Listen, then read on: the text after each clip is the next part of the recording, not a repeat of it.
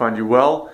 What I wanted to talk about today is just how hard it is to get things started. And guys, like honestly, getting started is like on anything, whether it's your business you want to start, you want to get rid of your negative beliefs, you want to change your worldview, whatever it is. It's going to be hard sometimes. Sometimes it's not.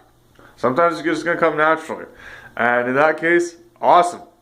But if you're having trouble getting started on something that you really believe that you want to do, or something that's like obvious that you should do, for example, getting out of a bad relationship with people, getting a better job that's more in tune with you, your beliefs, qualities, etc., or whatever.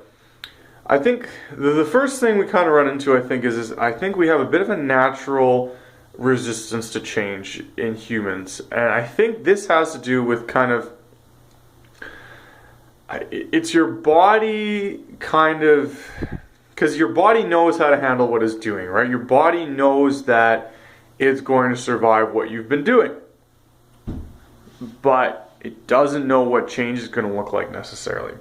So there's that little resistance in your subconscious, like, oh, am I going to be able to handle this? I'm alive right now. It might not be good, but I am alive.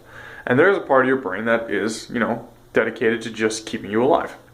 And if your brain knows it can keep you alive in the current circumstances, well, it's going to there's a little bit of resistance to change.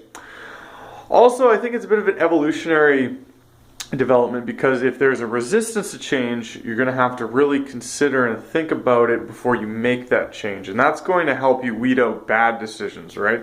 Because if there's that resistance, if you want to make a change and there's a resistance to change, if it's a bad decision, you have to think about it, and you might realize, oh, this is a bad change, I'm not going to do this. And the other thing is that I think a lot of us get bogged into is that in order to make a change, sometimes you have to really realize just how bad the problem is. And I think a lot of us don't do that. We don't realize just how much something is either bothering us or negatively affecting our lives or whatever. So, and to change the thing, to deal with the problem, you have to fully realize the problem.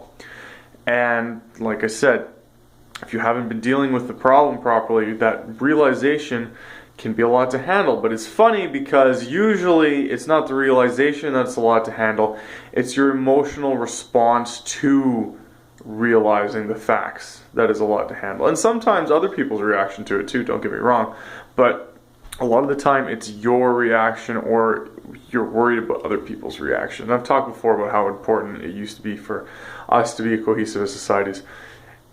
Anyhow, so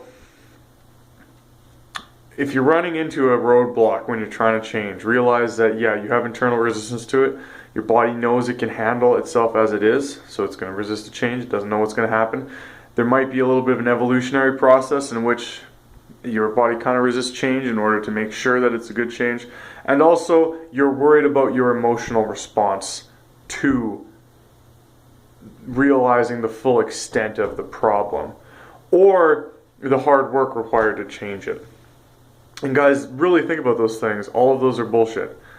That's all bullshit, guys. And it might be a hardware problem too. It might be you're sick because you've been feeding yourself crappy food and no physical activity and yada yada yada. So start making some physical changes too. As always, onward and upward.